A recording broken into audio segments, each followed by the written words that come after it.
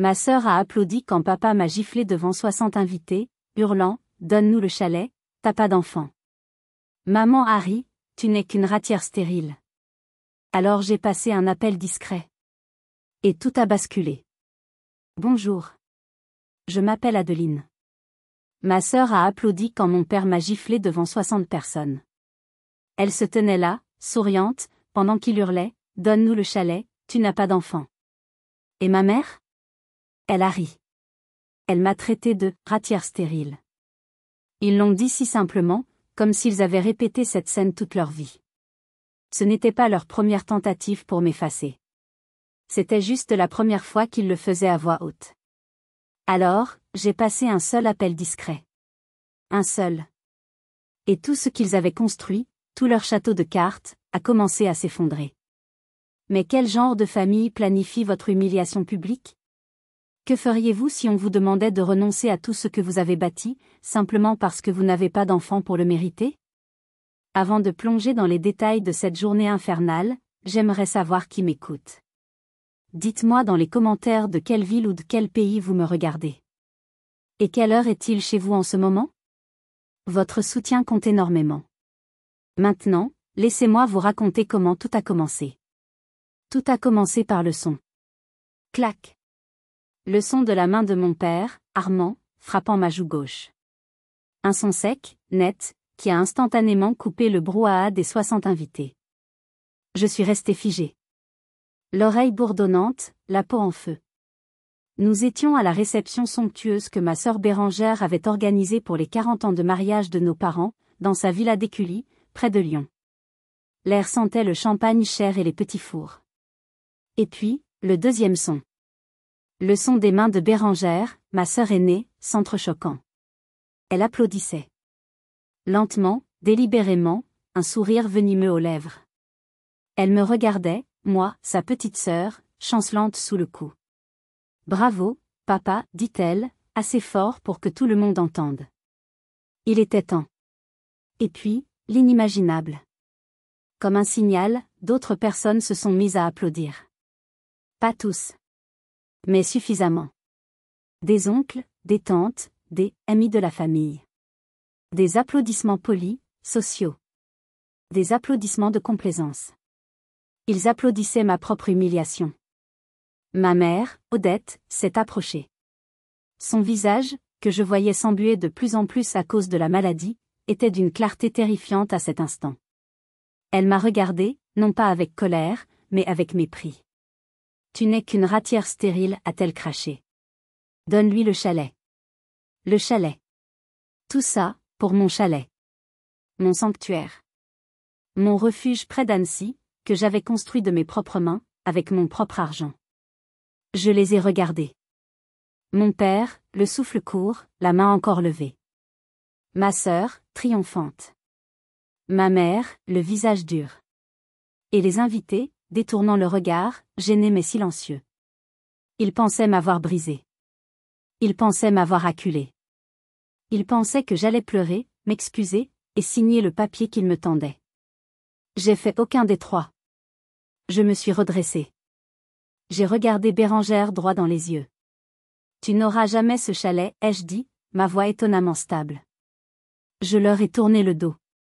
J'ai traversé la salle, la tête haute, ignorant les murmures. Ils pensaient que c'était la fin pour moi. Mais en réalité, c'était la fin pour eux. Et tout avait commencé par une simple invitation, en apparence innocente, 2 semaines plus tôt.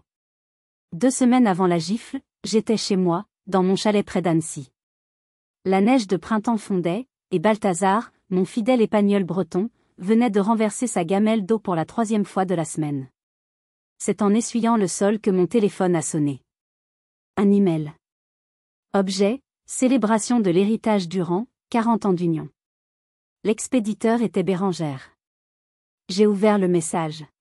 C'était un carton d'invitation numérique, tape à accent grave-l'œil, doré et crème. Il parlait de « famille », de « legs » et de « tradition ». Mais il manquait quelque chose. Mon nom. Il n'y avait pas de « chère Adeline ». Pas de mots personnels. Juste une invitation de masse, comme celle qu'on reçoit pour l'inauguration d'un magasin. J'ai souri amèrement. J'ai 45 ans, je suis traductrice scientifique.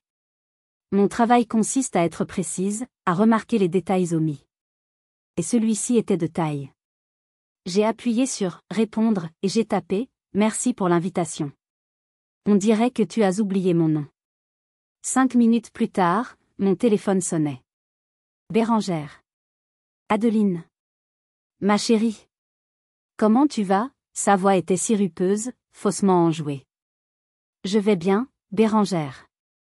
J'ai reçu ton email. Ah oui. Formidable, n'est-ce pas? Papa et maman sont tellement excités.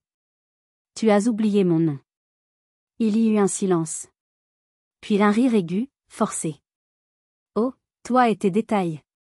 C'est un bug du système, chérie. Tu sais ce que c'est, ces invitations en ligne. Évidemment que tu es invitée. Tu es ma sœur. Je suis ta sœur. Combien de fois avais-je entendu cette phrase pour justifier une demande, une critique ou une trahison? Maman veut vraiment te voir, a-t-elle ajouté, changeant de tactique. Elle demande après toi tout le temps. Sa mémoire, tu sais. Ça lui ferait tellement plaisir. La culpabilité. L'arme de prédilection de ma famille. Odette, notre mère, commençait à montrer des signes inquiétants. Des oublis, des confusions. Et Bérengère s'en servait comme d'un bouclier. Je viendrai, ai-je soupiré, en sachant déjà que je le regretterais. Génial. Et Adeline, sois gentille. C'est leur jour. J'ai raccroché, un mauvais pressentiment s'installant dans ma poitrine. Balthazar a posé sa tête sur mes genoux, comme s'il sentait ma détresse. Pourquoi est-ce que j'y allais? Parce que j'étais seule. Parce que mon travail de traductrice, bien que passionnant, était solitaire. Et parce qu'une partie stupide de moi, une partie que je détestais, espérait encore. L'espoir que, peut-être, cette fois, les choses seraient différentes. Que Bérengère, la reine du faux-semblant, verrait enfin la personne derrière la fonction.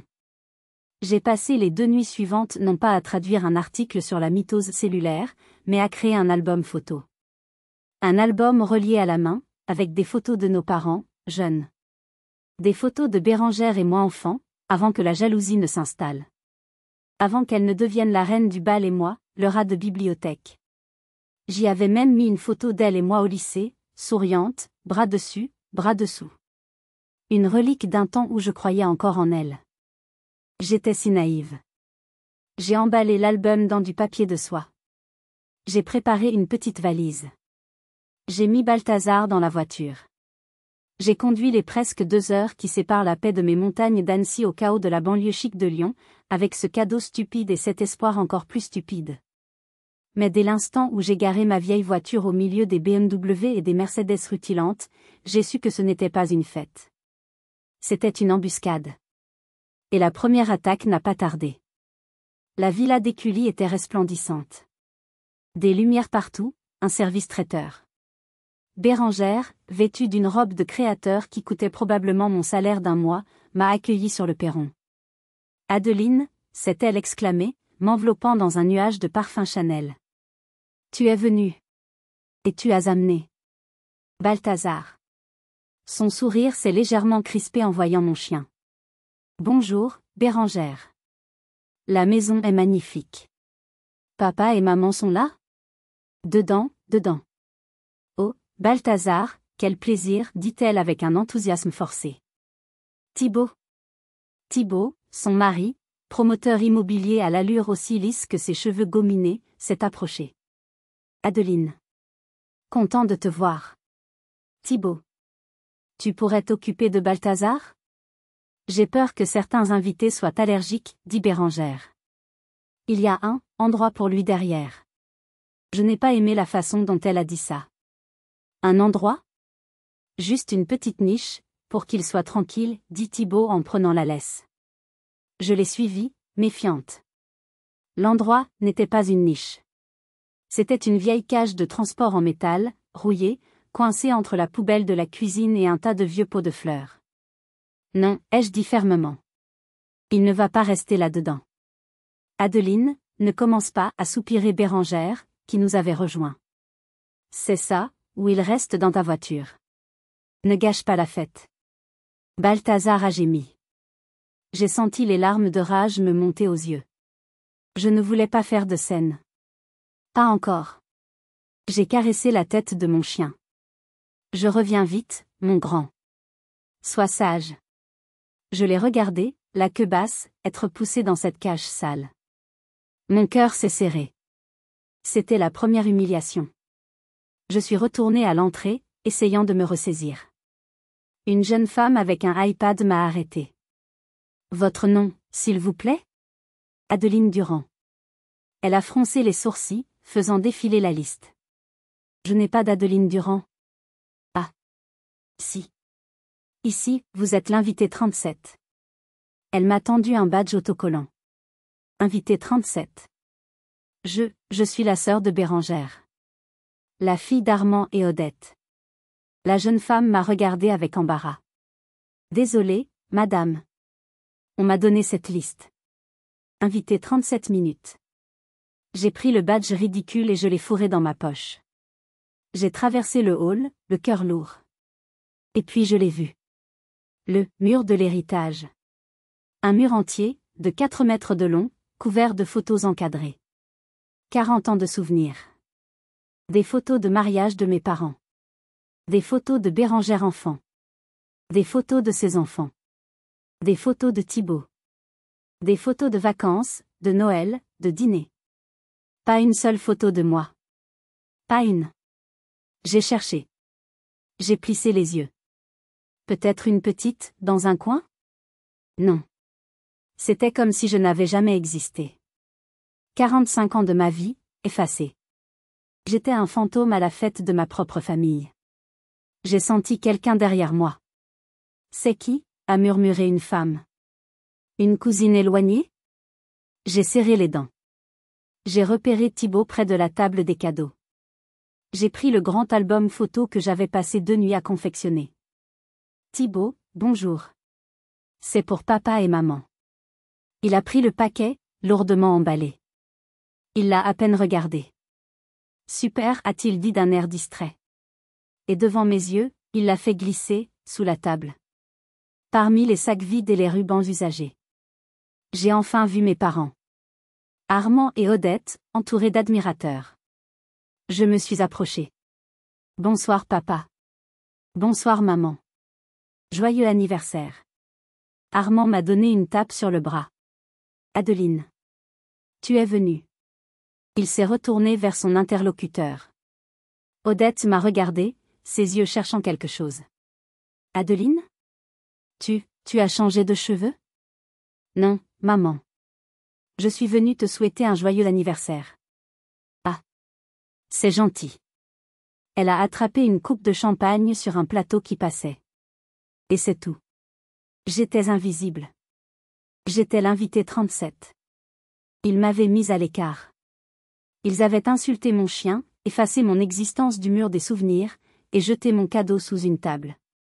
Et ce n'était même pas encore le plat principal. Que auriez-vous fait à ma place? Seriez-vous parti en claquant la porte? Ou seriez-vous resté, juste pour voir jusqu'où ils oseraient aller? Dites-le moi dans les commentaires. Moi, je suis resté. Et j'aurais mieux fait de partir. On m'a assigné une place. Pas à la table d'honneur, bien sûr. Ni même à une table d'invités normaux. On m'a mise à une petite table pliante, installée à la hâte, tout au fond de la terrasse couverte. Ma place était stratégique, juste à côté des haut-parleurs de la sono, et à 2 mètres des toilettes chimiques installées pour l'événement. Chaque fois que quelqu'un ouvrait la porte des toilettes, une bouffée d'odeur chimique venait gâcher le goût de mon saumon trop cuit. J'ai mangé en silence. Personne n'est venu me parler. J'observais la scène. Bérangère, rayonnante, passant de groupe en groupe, riant, charmant tout le monde. Mon père, Armand, racontant de vieilles histoires de chasse, un verre de whisky à la main. Ma mère, Odette, souriant dans le vide, l'air un peu perdu. J'ai vu Estelle, une vieille amie du lycée, me faire un petit signe de la main. Elle avait l'air gênée pour moi. Je lui ai souri tristement. Et puis, le dessert a été servi. Bérangère s'est levée et a tapoté sur son verre avec une cuillère. Le silence s'est fait. Chers amis, chère famille, a-t-elle commencé, sa voix mielleuse parfaitement amplifiée par les haut-parleurs qui me vrillaient les oreilles. Elle a parlé pendant 10 minutes. Elle a parlé de l'héritage, du sacrifice, de l'importance de la famille. C'était un discours magnifique, si on ne connaissait pas la personne qui le prononçait. Et puis, elle a marqué une pause. Mais l'héritage, ce n'est pas seulement le passé. C'est aussi l'avenir. C'est ce que nous laissons à nos enfants. Elle a posé son regard sur moi. Un regard de prédateur. Adeline, ma chère petite sœur. Pourrais-tu te lever et venir nous rejoindre une minute? 60 paires d'yeux se sont tournés vers ma petite table pliante, à côté des toilettes. Mon cœur a raté un battement. J'ai senti le piège se refermer. J'ai essuyé ma bouche avec ma serviette en papier. Lentement, je me suis levée. J'ai traversé la terrasse. Chaque pas était une éternité. Bérengère m'a attiré contre elle, m'a serré l'épaule dans un geste qui se voulait affectueux mais qui était possessif. Adeline, ici, a-t-elle dit au micro. Ma sœur, qui a choisi une vie différente. Une vie simple, dans son chalet. Elle m'a regardée avec une fausse tendresse. Comme vous le savez, Thibaut et moi travaillons dur pour offrir le meilleur à nos enfants. Pour leur créer des souvenirs. Et Adeline, dans sa grande générosité, a décidé de participer à cet héritage. J'ai froncé les sourcils. De quoi parlait-elle?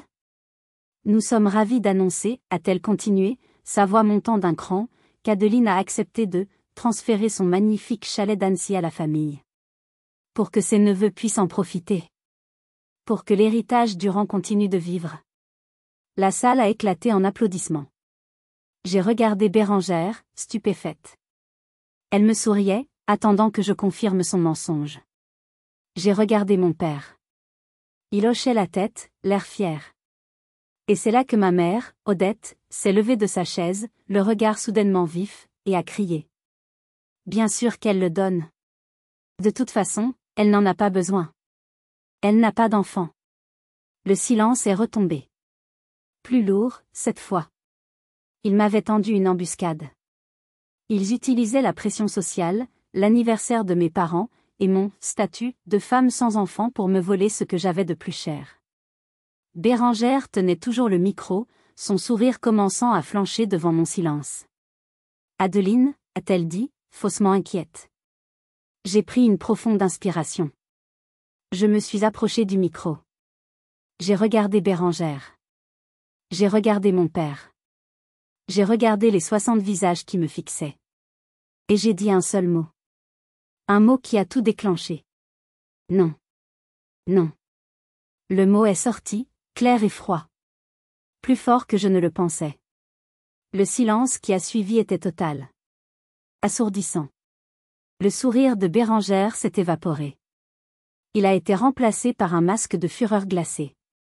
Elle a essayé de rire, de faire passer ça pour une blague. Adeline, arrête de faire ta timide. Non, ai-je répété, en m'emparant du micro. Ma voix ne tremblait pas, ce n'est pas une blague.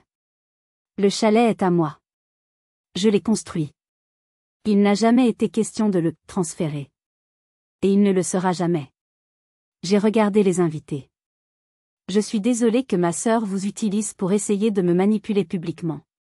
Adeline. C'était la voix de mon père. Un rugissement. Armand Durand. 70 ans. Ancien propriétaire d'une quincaillerie respectée. L'homme que j'avais idolâtré toute mon enfance.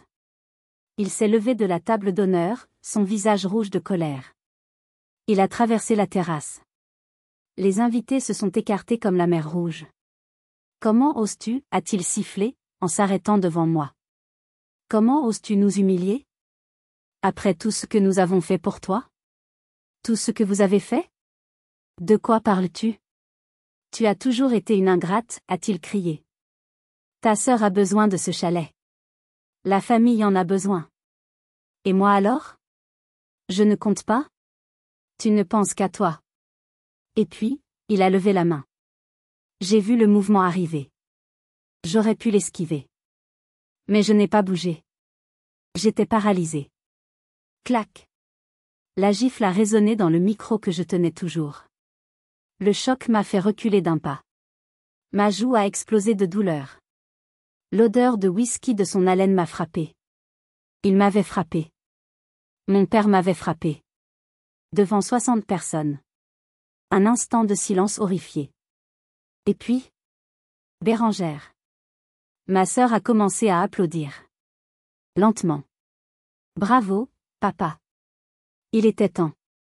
Thibaut, son mari, s'est joint à elle. Puis quelques autres.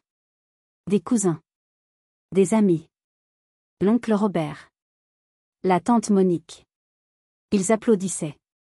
Mon père venait de me gifler, et ils applaudissaient. Mon réflexe, mon stupide réflexe de fille bien élevée, a été de m'excuser.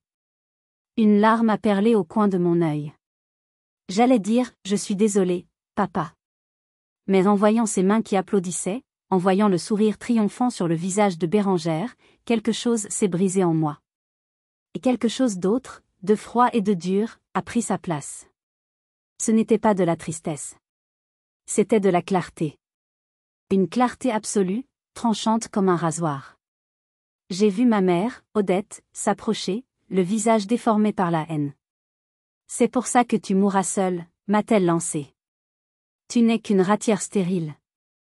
J'ai porté la main à ma joue. Non pas pour me réconforter, mais pour sentir la douleur. Pour l'ancrer en moi. Pour ne jamais oublier. Je les ai regardés. Un par un. Mon père, qui avait baissé la main, l'air soudain honteux, mais trop fier pour le dire. Ma sœur, qui jubilait. Ma mère, perdue dans sa propre méchanceté. Et les invités, qui avaient maintenant le bon goût de regarder leurs chaussures. J'ai lâché le micro. Il est tombé au sol dans un bruit sourd.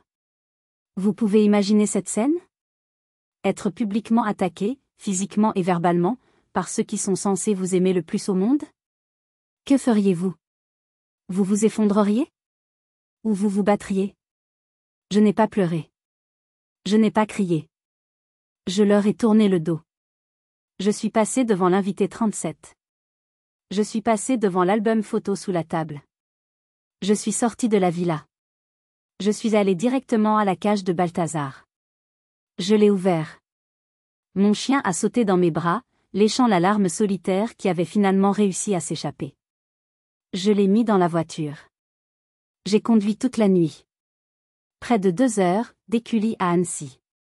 Je n'ai pas mis de musique. J'ai juste écouté le son de ma respiration et les ronflements de Balthazar. Ma joue était enflée. Mais mon esprit était plus vif qu'il ne l'avait jamais été. Je suis rentré chez moi. J'ai pris mon téléphone. Et j'ai passé cet appel. Ma joue me lançait. Il était presque 1 heure du matin quand je suis arrivé au chalet. Balthazar est allé directement à sa gamelle. Je me suis servi un grand verre d'eau. J'ai regardé mon reflet dans la vitre sombre de la cuisine. J'avais une marque rouge vive sur la joue. J'ai pris mon téléphone. Je n'ai pas appelé la police. Que leur aurais-je dit? Mon père m'a giflé parce que je ne veux pas donner ma maison à ma sœur? Il m'aurait ri au nez. Non. J'ai appelé la seule personne qui pouvait vraiment m'aider. Le téléphone a sonné 3 fois. Une voix endormie, mais professionnelle, a répondu. Maître Simonet. Valérie Simonet. Mon avocate. Je l'avais engagée des années auparavant pour l'achat de ce terrain. Maître Simonet. C'est Adeline Durand. Je suis désolée de vous appeler si tard. Adeline? Que se passe-t-il? Vous avez l'air secoué. Ils ont franchi la ligne, Valérie. Ils l'ont vraiment fait. Qui, ils? Ma famille. Mon père m'a frappé. En public. Ils essaient de me forcer à leur céder le chalet. Il y eut un silence à l'autre bout du fil. Puis, la voix de Valérie, soudainement très réveillée. Adeline, écoutez-moi. Sont-ils là? Êtes-vous en sécurité? Je suis chez moi, à Annecy. Ils sont à Lyon. Je suis en sécurité. Physiquement. Mais ils ont essayé de me piéger. D'accord. Ne faites rien. N'appelez personne. Ne répondez à aucun de leurs messages. Demain, à 8 heures, vous êtes dans mon bureau. Et apportez tout. J'ai raccroché. Apportez tout. Ils ne savaient pas une chose sur moi. Ma famille m'a toujours vue comme la rêveuse, la faible, l'intellectuelle perdue dans ses livres. Ils ne savaient pas ce que j'avais dans mon ordinateur. Voici la vérité sur moi, Adeline, la traductrice solitaire, je suis méticuleuse. Pourquoi? Parce que j'y ai été forcée. Quand j'avais 25 ans, ma grand-mère maternelle est décédée. Elle m'adorait. Elle m'avait promis de me laisser sa petite collection de bijoux anciens. Rien de valeur, mais sentimentalement, c'était tout. Après l'enterrement, j'ai demandé à ma mère et à Bérangère où étaient les bijoux. Quels bijoux? A dit Bérangère. Elle n'a rien laissé, a dit ma mère. Un an plus tard, j'ai vu Bérangère porter le collier de saphir de ma grand-mère lors d'une fête de Noël. Quand je l'ai confrontée, elle m'a ri au nez. Tu es folle. Mamie me l'a donné il y a des années. Tu te fais des idées. Ma mère a confirmé. Adeline, tu as toujours eu trop d'imagination. Laisse ta sœur tranquille. Ils m'ont traitée de menteuse. De folle. Ce jour-là, j'ai arrêté de faire confiance à ma mémoire. J'ai commencé à faire confiance aux preuves. J'ai ouvert mon ordinateur portable. J'ai tapé mon mot de passe. J'ai ouvert le dossier verrouillé, Famille Durand, archives. Ce n'était pas paranoïa. C'était une réponse à un traumatisme. J'ai ouvert le sous-dossier, Bérangère et Thibault. Fichier PDF, près 5 000 €, achat voiture Thibault, 2019. Non remboursé. Capture d'écran WhatsApp, Adeline, je t'en supplie, juste 2 000 €, les affaires sont dures. Je te rembourse le mois prochain. Jamais remboursé. Email de Bérangère, 2021, projet contrat donation chalet. C'était l'email où elle me suggérait de lui donner le chalet pour optimiser la fiscalité.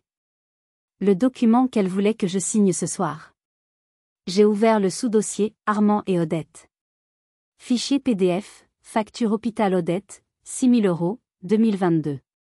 Payé par mois. Email d'Armand, merci pour l'avance, ma fille. Je te rembourse dès que la vente du magasin sera finalisée. Vente finalisée en 2023. Jamais remboursé. J'avais des relevés bancaires. Des conversations. Des promesses écrites. Une décennie de leur ingratitude, méticuleusement documentée. Ils m'avaient peut-être giflé. Ils m'avaient peut-être traité de stérile. Mais ils avaient oublié une chose. Le rat de bibliothèque sait lire. Et il sait aussi où sont classés les dossiers. J'ai tout mis sur une clé USB. J'ai dormi 3 heures, Balthazar à mes pieds. À 7h50, j'étais devant le bureau de Maître Simonet. J'ai pensé que j'avais suffisamment de preuves pour les faire reculer. Mais ce que Valérie a découvert en quelques heures, allait bien au-delà de quelques milliers d'euros non remboursés. J'étais sur le point de découvrir la véritable raison de leur désespoir. Maître Valérie Simonet était une femme petite, la cinquantaine, avec des yeux vifs qui ne manquaient rien. Elle a écouté mon histoire sans m'interrompre. Elle n'a pas bronché quand j'ai parlé de la gifle. Elle n'a fait qu'acquiescer, comme si elle confirmait quelque chose qu'elle savait déjà. Quand j'ai eu fini, j'ai posé la clé USB sur son bureau. Voici tout, ai-je dit. Les prêts non remboursés, les demandes, et le projet de donation que Bérangère m'a envoyé il y a 2 ans. Elle a pris la clé. Bien.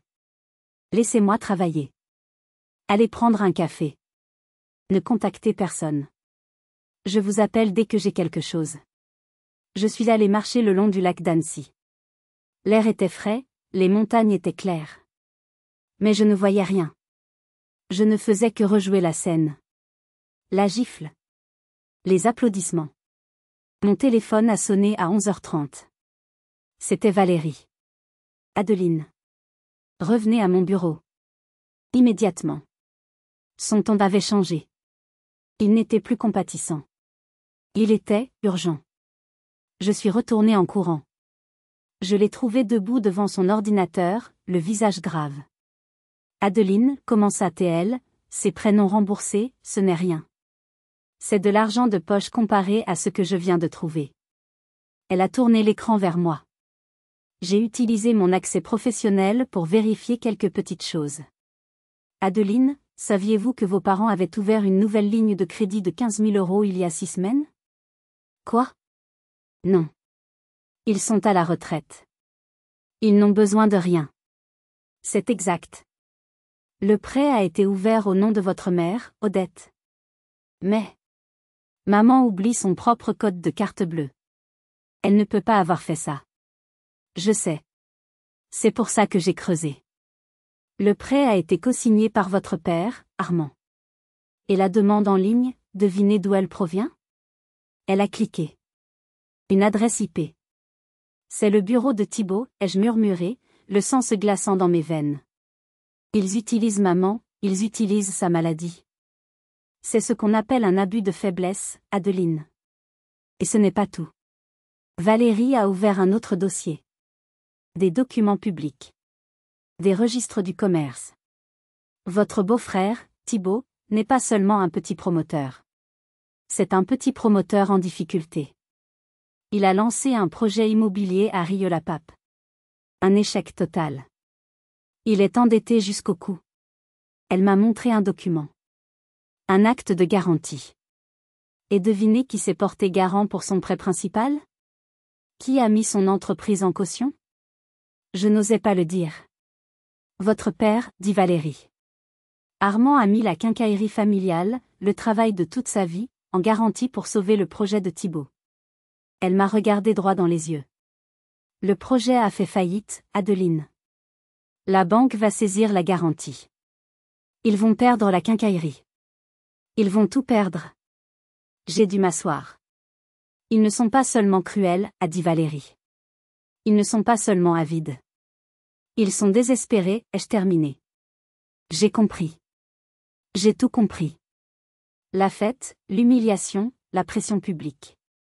Ils ne voulaient pas mon chalet pour les vacances des enfants. Ils en avaient besoin. Ils en avaient besoin pour le vendre. Ou pour l'hypothéquer. C'était leur dernière bouée de sauvetage. Ils n'essayaient pas de me voler par cupidité.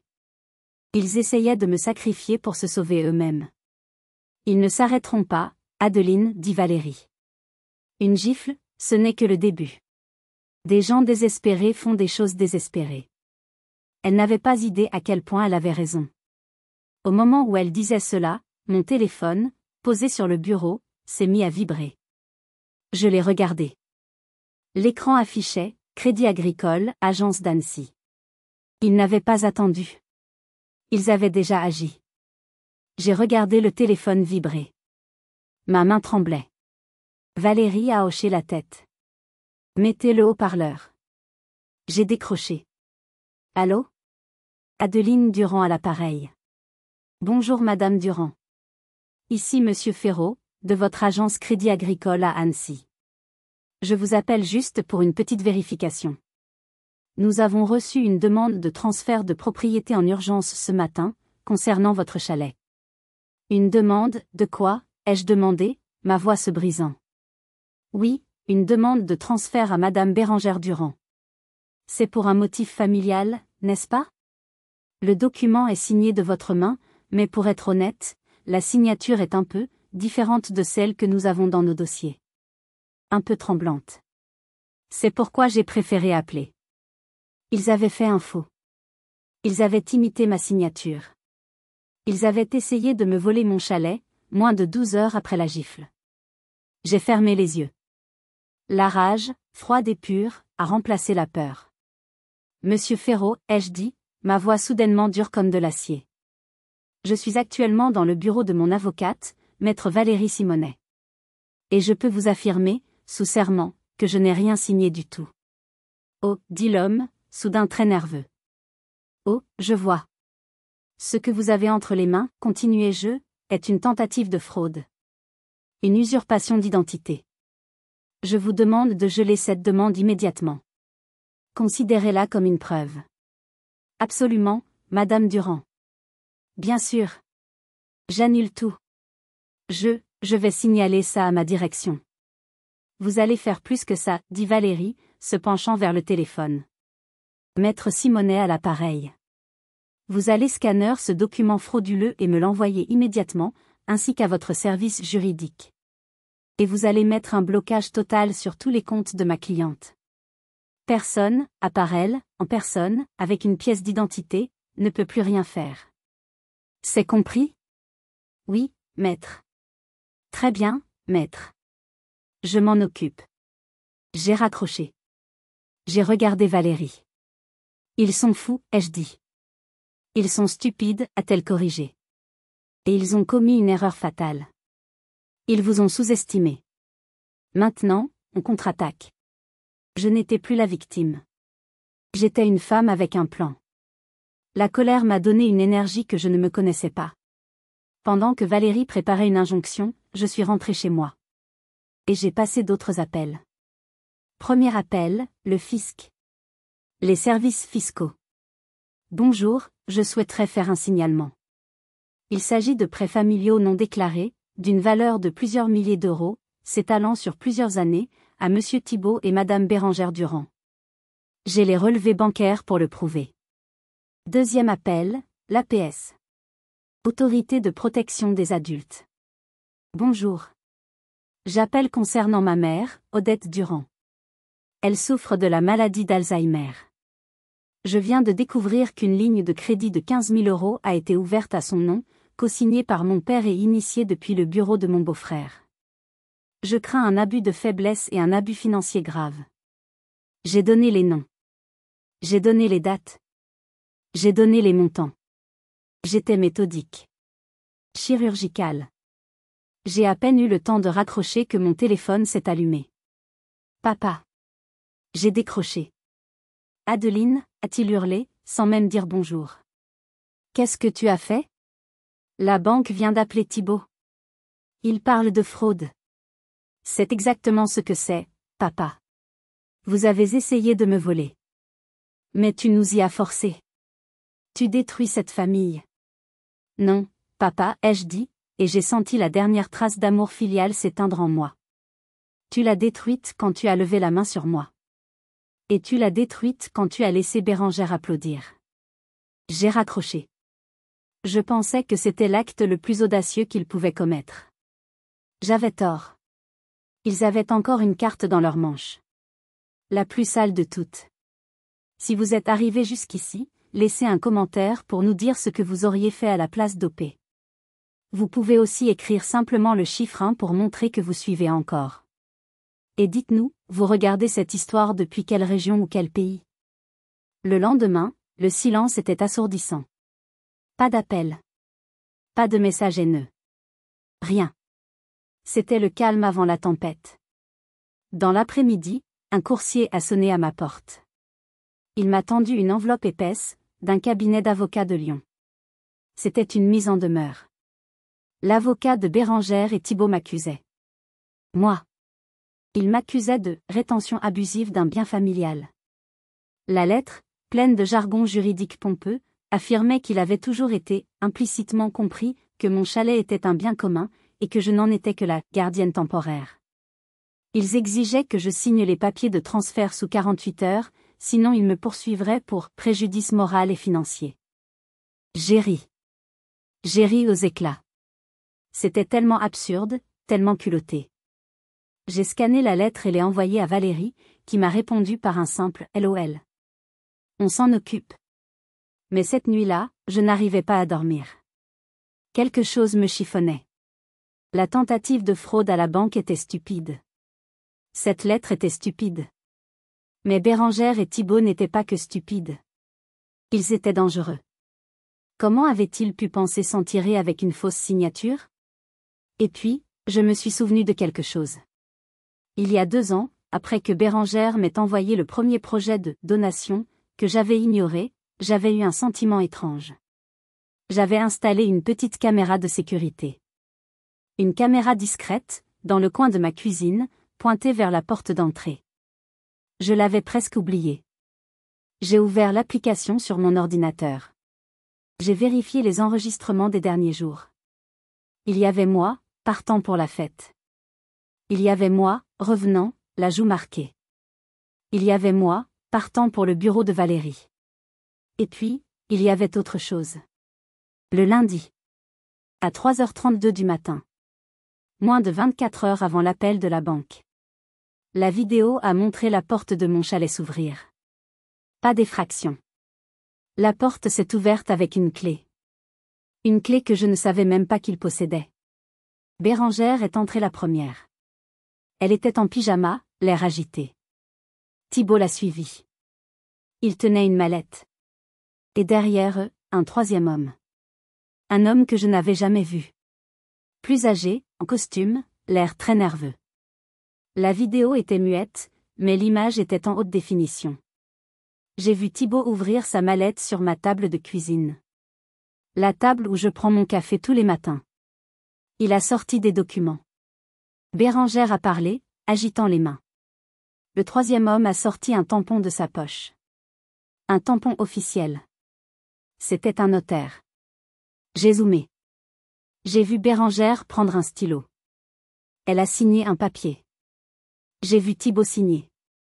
Et j'ai vu le notaire apposer son sceau officiel sur le document. Ils n'avaient pas seulement imité ma signature. Ils avaient fait valider la fraude par un officier ministériel. Chez moi.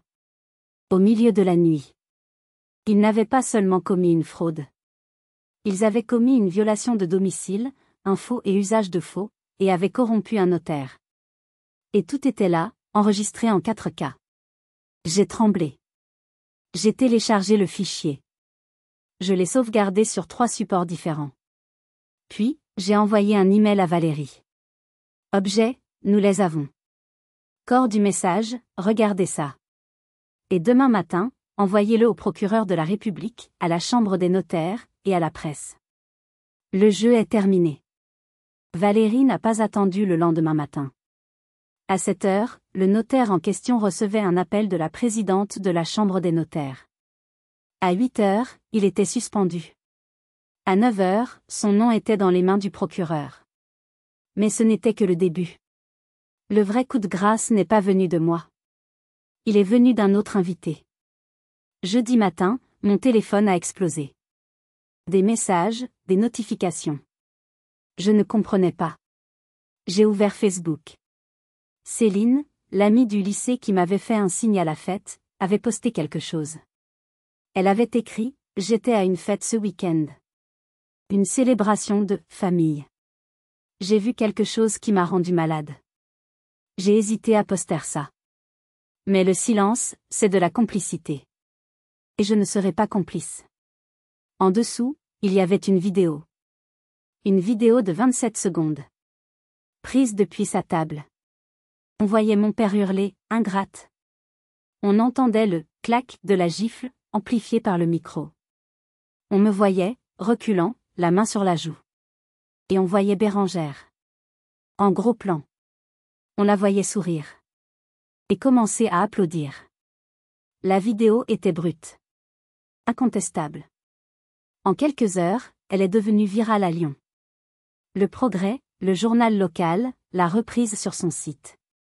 Drame familial à Écully, un père frappe sa fille, l'autre sœur applaudit. Les hashtags ont commencé à apparaître. Hashtag la gifle de Lyon. Et le pire de tous, celui qui m'a fait pleurer de rire et de tristesse. Ma mère m'avait insulté. Internet en avait fait un mème. Bérengère, la reine des réseaux sociaux, la reine du statut, était en chute libre. Elle a fait ce qu'elle fait toujours, elle a essayé de contrôler le narratif. Elle a lancé un direct Instagram, depuis son salon parfaitement décoré. Elle pleurait. Vous ne comprenez pas, sanglotait-elle. Ma sœur est instable. Elle est jalouse. Elle a toujours été jalouse de moi, de mes enfants. Elle a ruiné la fête de mes parents. Papa, il a perdu patience. Il n'aurait pas dû, mais elle l'a poussé à bout. Elle pleurait, racontant comment j'étais une charge pour la famille, comment j'étais difficile. Elle était douée. J'ai failli la croire. Mais elle avait oublié quelqu'un. Elle avait oublié Didier. Didier, l'ancien comptable de la quincaillerie de mon père. Un homme droit, qui avait pris sa retraite l'année dernière, dégoûté par la gestion de Thibault.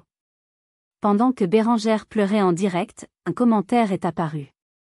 Signé Didier L. Instable. Jalouse? C'est drôle. Je me souviens d'Adeline comme celle qui a payé la facture d'hôpital de 6 000 € pour Odette l'année dernière. J'ai la copie de la facture, si ça intéresse quelqu'un. Un autre commentaire. Je me souviens aussi d'Adeline qui a signé un chèque de 5 000 € pour la première voiture de Thibaut. Et puis, le coup de grâce de Didier, et je sais aussi que la quincaillerie Durand est en faillite à cause des investissements désastreux de Thibaut. Bérengère, tu ne pleures pas pour ta famille. Tu pleures parce que tu t'es fait prendre. Le direct s'est coupé net. Le château de cartes s'était effondré. En public. La boutique de mode de luxe où Bérengère travaillait à Lyon a publié un communiqué. Suite aux événements récents, Madame Durand est en congé sans solde à durée indéterminée. Les investisseurs du projet de Thibaut, sentant le sang, ont commencé à appeler leurs avocats. Ils étaient finis. Socialement. Mais la justice n'avait pas encore rendu son verdict. Le téléphone de Valérie est devenu le centre de commandement de ma nouvelle vie. Les mises à jour tombaient chaque jour, comme des dominos. Adeline, m'a-t-elle dit un mardi matin, le parquet, le bureau du procureur, a officiellement ouvert une enquête pour abus de faiblesse concernant les comptes de votre mère. Ils ont saisi les disques durs du bureau de Thibaut. 2 jours plus tard, le fisc, les autorités fiscales, vous envoient ses remerciements. Ils ont lancé un audit complet sur les 5 dernières années des finances de Bérengère, Thibaut et Armand. Il semblerait que vos prêts n'étaient que la partie visible de l'iceberg. Thibaut a été mis en examen. Pour fraude, faux et usage de faux, et violation de domicile. Le notaire, radié de l'ordre, a tout avoué en échange d'une peine réduite. Il a confirmé que Bérengère et Thibaut lui avaient promis 10 000 € pour antidater le document. Et puis, le coup final. La banque a statué, dit Valérie. La garantie sur la quincaillerie a été appelée. Comme l'entreprise est déjà en faillite à cause de Thibaut, ils vont saisir la maison d'Écully. Ils avaient tout perdu. La maison. Le travail. La réputation. L'argent. Tout ça, parce qu'ils n'avaient pas supporté que je dise « non ». Je devrais être heureuse, n'est-ce pas? Je devrais célébrer. Mais je me sentais juste vide. Le silence au chalet était profond. Balthazar semblait sentir mon état, dormant à mes pieds pendant que je regardais par la fenêtre. Et puis, la dernière lettre est arrivée. Elle ne venait pas d'un avocat. Elle venait du tribunal d'instance. C'était une lettre du juge des tutelles.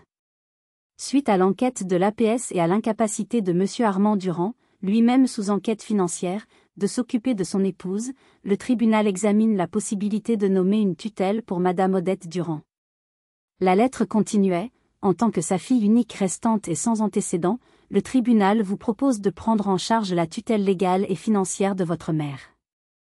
J'ai lu la lettre. 1 fois. 2 fois. Il me la donnait. Le pouvoir. Le pouvoir absolu sur la femme qui m'avait appelée ratière stérile. Le pouvoir sur ses finances, ses soins, sa vie. Je pouvais me venger. Je pouvais la placer dans le pire EHPAD public que je puisse trouver. Je pouvais lui faire payer chaque insulte, chaque applaudissement. C'était le test final. La vengeance était là, servie sur un plateau d'argent par la justice elle-même. Que auriez-vous fait? Auriez-vous saisi l'occasion de leur faire payer, enfin? J'ai tenu la lettre dans ma main pendant 1 heure. Puis j'ai pris un stylo. J'ai coché une case. Et j'ai signé. Puis j'ai pris ma voiture.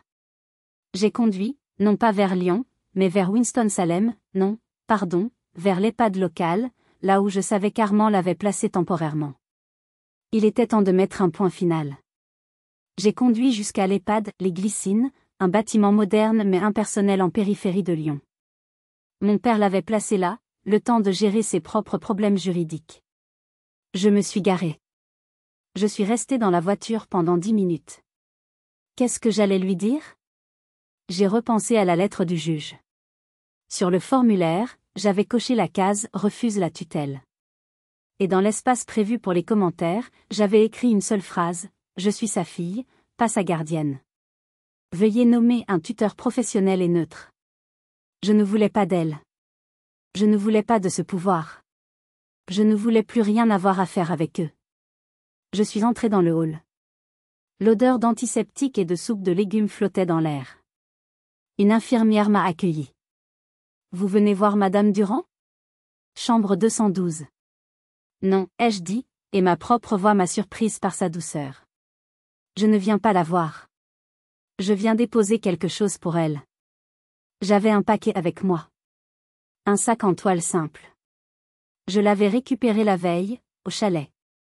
Quand Bérangère et Thibault avaient déménagé en catastrophe de leur maison saisie, ils avaient laissé des affaires.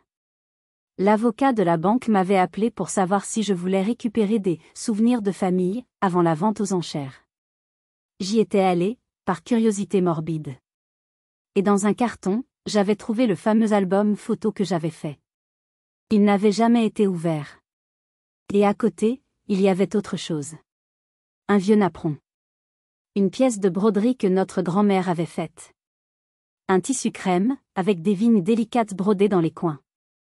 Et dans un coin, brodé en fil vert, le monogramme de ma mère. Oh. C'était le napperon préféré de ma mère. Celui que Bérangère avait exhibé lors de la fête, affirmant que maman le lui avait donné, un autre mensonge, comme je l'avais appris. Je l'avais pris. Je l'avais lavé. Je l'avais repassé. Je l'ai sorti du sac et l'ai donné à l'infirmière. Pourriez-vous lui donner ceci? S'il vous plaît. Dites-lui juste qu'il est à elle. Assurez-vous qu'elle l'est sur sa table de nuit. L'infirmière m'a regardé avec confusion, puis avec une sorte de compréhension. Bien sûr, madame. Et, ceci. J'ai sorti le formulaire de refus de tutelle de mon sac et je l'ai tendu à l'infirmière. C'est pour son dossier administratif. Le tribunal enverra l'original, mais, je voulais qu'elle l'ait. L'infirmière a regardé le papier. Elle a lu ce que j'avais écrit.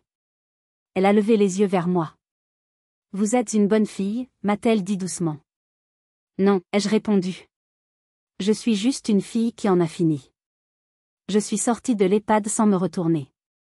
Je n'ai pas ressenti de tristesse. Je n'ai pas ressenti de joie. Je me suis sentie légère. 2 semaines plus tard, j'ai reçu le dernier document. L'acte de propriété finale, certifié, tamponné, confirmant que le chalet était à moi, et que toute réclamation de la famille Durand était nulle et non avenue. J'ai encadré ce papier. Je l'ai accroché dans mon bureau. Le silence est revenu dans mon chalet. Balthazar ronflait à mes pieds. L'odeur du pain flottait dans l'air. Mais ce n'était plus le même silence. Ce n'était plus le silence de la solitude. C'était le silence de la paix. Mais je savais que mon histoire n'était pas terminée. Cette clarté, cette force que j'avais trouvée, je ne pouvais pas la garder pour moi.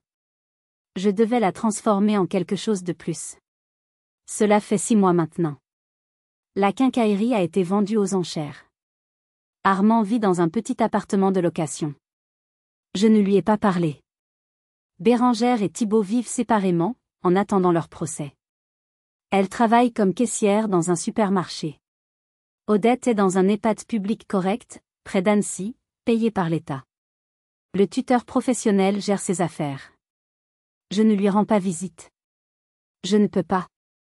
Mais je m'assure, via le tuteur, qu'elle ne manque de rien. Et moi? Mon chalet est toujours mon sanctuaire. Mais il n'est plus ma forteresse. Le 2e week-end de chaque mois, je l'ouvre.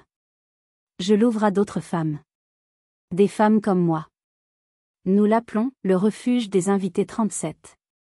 Il y a Dominique, dont les frères essaient de lui voler sa part d'héritage parce qu'elle est juste une femme. Il y a Sophie, dont la mère critique son choix de ne pas avoir d'enfants à chaque dîner de famille.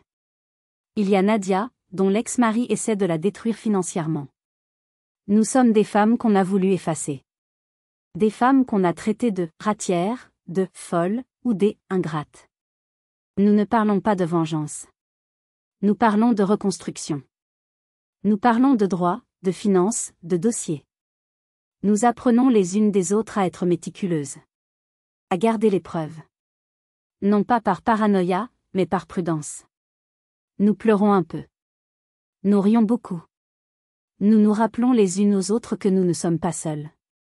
L'autre soir, alors que nous étions assises autour du feu, j'ai écrit dans mon journal. Je n'ai pas détruit ma famille. J'ai juste arrêté de protéger leur version mensongère de la vérité. J'ai arrêté d'être la fille obéissante qui encaisse les coups en souriant. La force la plus bruyante se trouve parfois dans le refus le plus silencieux. Le refus d'être effacé. Le refus d'être utilisé. Le refus de prétendre que le sang, à lui seul, fait une famille. Parfois, la paix ne vient pas du pardon. Parfois, la paix vient du fait de poser des limites claires. Et de les défendre, avec tout ce que vous avez. Cette histoire, c'est la mienne. Mais je sais que je ne suis pas la seule. Et vous? Avez-vous déjà dû choisir entre votre famille et votre propre santé mentale? Avez-vous déjà été la personne difficile, simplement parce que vous avez refusé d'être le paillasson? Si cette histoire a résonné en vous, si elle vous a touché, ou même si elle vous a mis en colère, laissez un commentaire ci-dessous. Partagez votre propre histoire. Votre voix mérite d'être entendue. Racontez-nous votre propre moment, invité 37. Et si vous croyez qu'il est important de dénoncer ces abus silencieux, si vous voulez plus d'histoires vraies, brutes et puissantes, alors n'oubliez pas de cliquer sur « J'aime », « Like » et de vous abonner, subscribe, à la chaîne. Merci de m'avoir écouté. Prenez soin de vous. Et n'oubliez jamais votre valeur.